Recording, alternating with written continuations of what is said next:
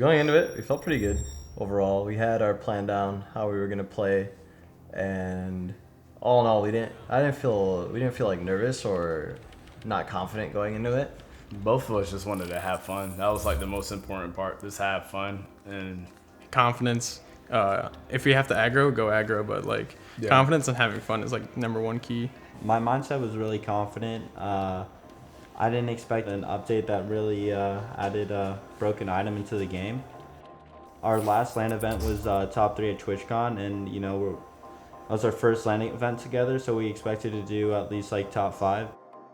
We were definitely really confident. We had to have been one of the most or the most practiced duo. We scrim a lot, and what's big in these tournaments is locking down your drop spot, and we feel like we play our drop spot really, really well. When it comes to like landing spot and stuff, we just played what we knew we were comfortable with. You just gotta get used to the format because this was more placement oriented, and then epic lands are normally kill incentive. So Most of the time in these lands, there's going to be placements that go into it, and then obviously kills as well, but definitely more scrim experience hopping in. You have to know how to play any game. Yeah. That's the most important part of these compared to... Yeah, and rotations. Yeah. So the only way you could have practiced is if someone was running squad scrims, which no one was. Nothing can prepare you for a custom game. It's nothing the same, but as long as you're working together and you have like an understanding and you have a game plan and you know your drop spot is really important.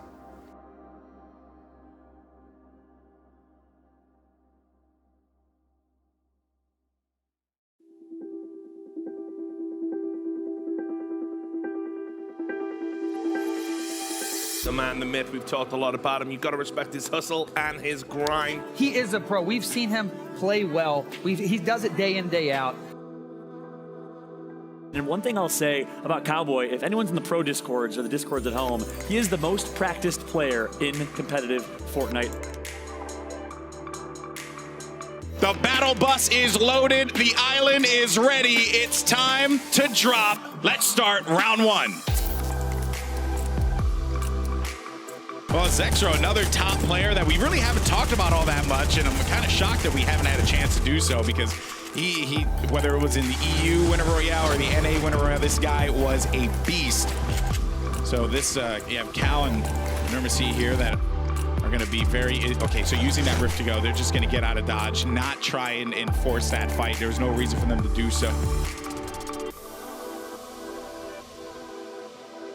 So they're doing the good old boost special on the ETV here, getting super far.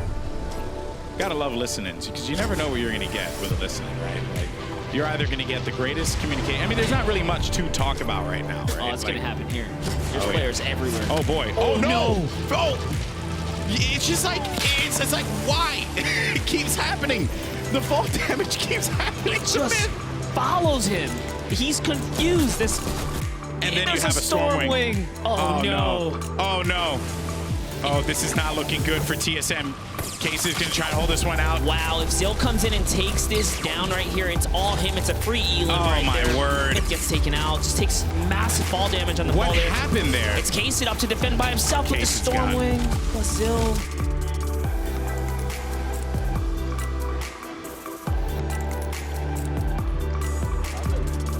I mean, again, we will talk a little bit about Myth. I know he's a constant presence in the broadcast so far. You know, bouncing back, how do you eschew that negativity that, you know, some people are saying it looked like maybe it was a little bug caught him out. Some people saying it was a bit of a, you know, just a misplay, whatever. I'll let the social media call it a misplay. How about that? Oh, that's good. I like call that. it a misplay. But, you know, again, he's got to get right into that right mentality because he's repping TSM and he's repping himself. Yeah, he's a pro.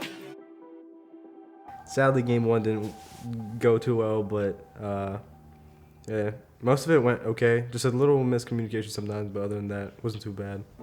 The first game, we were chasing teams, and one team was at soccer. They had a rift to go, and they rifted away once we kept chasing them. And then we chased another team. They also rifted, and then it happened again. So then at that point, we had 50 maps, and then just use the rift that the team was running, and then try to jump on another team, and we died. After the first fiasco in game 1, we came back a lot better in game 2. We placed well, And then in game 3 and 4, we got really good mobility items, and we were able to close both of those out with using high ground advantages and playing height really well in order to take the win in both of those.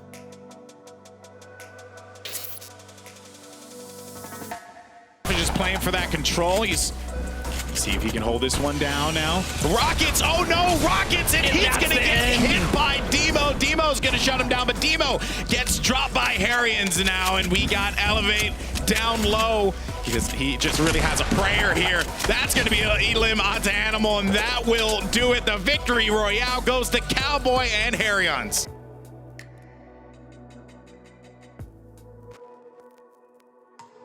Basically, after the first couple games when we got Boombox, it was like, we cannot be on the ground, it's impossible. So we stacked Porta Fortresses, and we threw them both at endgame so we could at least be closer to height than we could. We knew he had the RPG, and he got it and took height, and then I just followed him up. Nice. So you think RPG, Boombox, that kind of the combo strat? Yeah, it's something to watch out for sure, yeah. Harrians just landing those crucial rockets. TSM on top, getting their appearance here, Cowboys showing off.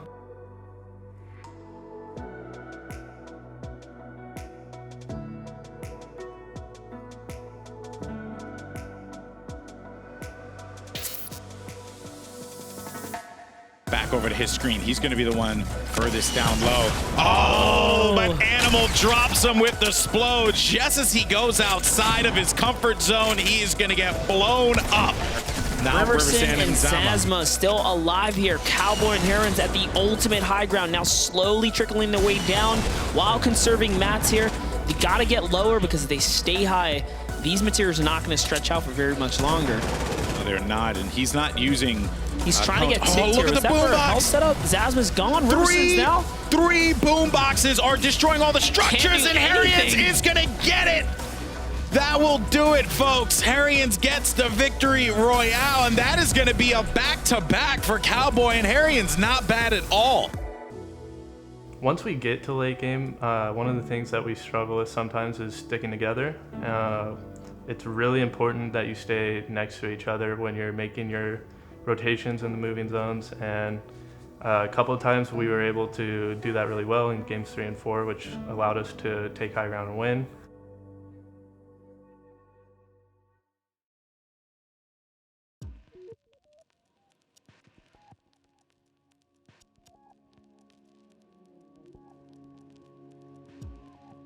I think what we could have done better is like landed somewhere that cut out RNG. Because we got played pretty bad. We had a route where we ran 7 chests, and all 7 chests didn't spawn. Yeah. Which left us with no shields and no health, and that was pretty bad.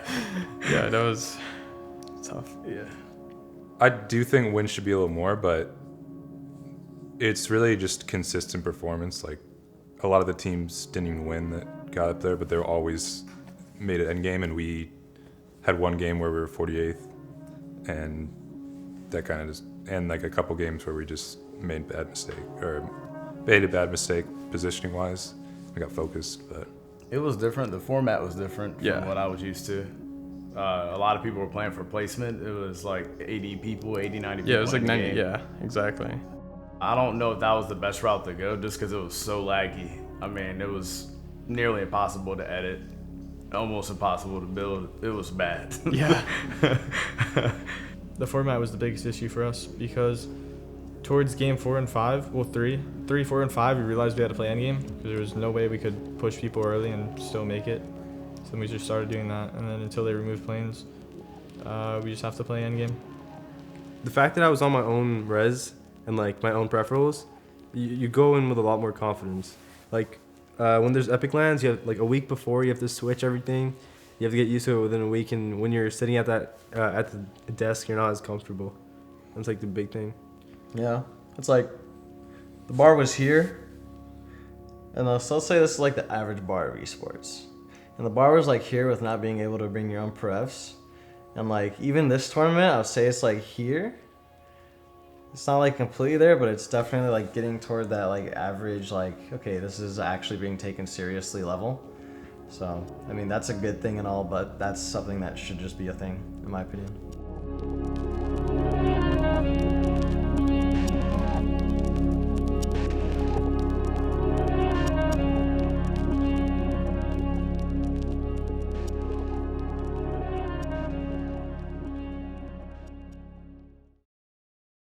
Oh, is this the end? Yeah. All right, listen, we have a tradition here when we make videos in Cali, TSM.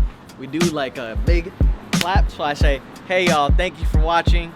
I appreciate it. I hope you guys had a great time. We had a great time today. And... What? That was so awesome. That was good, let's go. Well, I didn't do it. Do it now, do it now. Okay. Okay. Do it late. Ready? What the?